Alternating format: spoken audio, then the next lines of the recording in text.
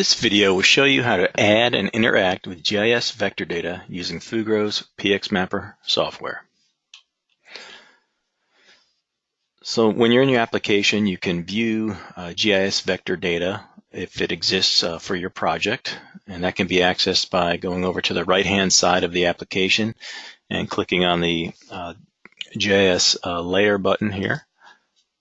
And that brings out our legend for whatever layers we have loaded on our server. Right here, we can just look at, say, tax parcel information by clicking, left-clicking on the checkbox.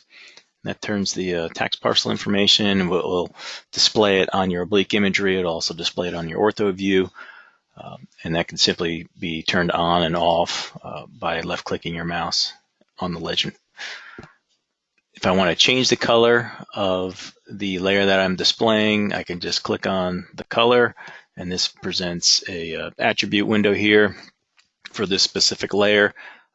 I can drag this box around where I'd like, click on the color box. Maybe I want to change it to something, a different color, like cyan or pink or blue.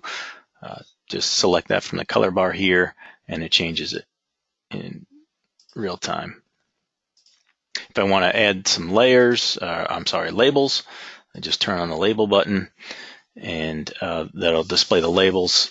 Sometimes it's hard to see the labels depending on what color you're using.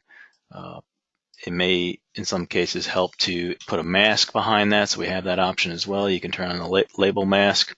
That just makes it a little bit easier to see against your backdrop imagery. And to close that box, just click on the X to close it. And also, if I have some attributes tied to the particular layer that I'm looking at, I can click on the name of the layer, so tax parcels, click on that, and that's going to activate a tax parcels attribute search window. If I had the streets highlighted, it would search by street name. It's customizable depending on what you want to search for.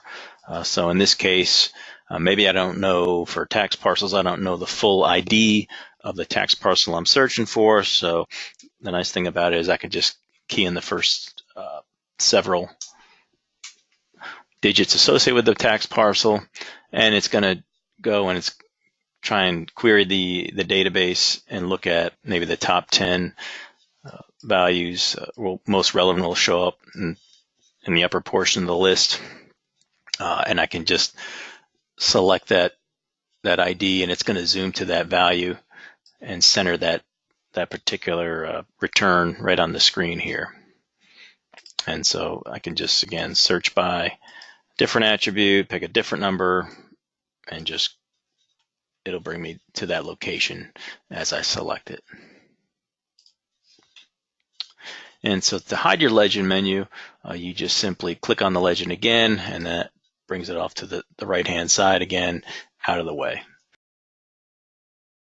One last feature to discuss with GIS Vector Display is the Query GIS feature tool. That's off on the left-hand side of the application in our toolbar. This is the information button here. We can just left-click on that, and then we just highlight any feature within our vector layer that's displayed. If I click on it, it's going to give you all the attribute information that's associated with the vector data.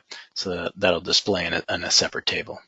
And to close that table, just click on the red X in the upper right corner of the display window.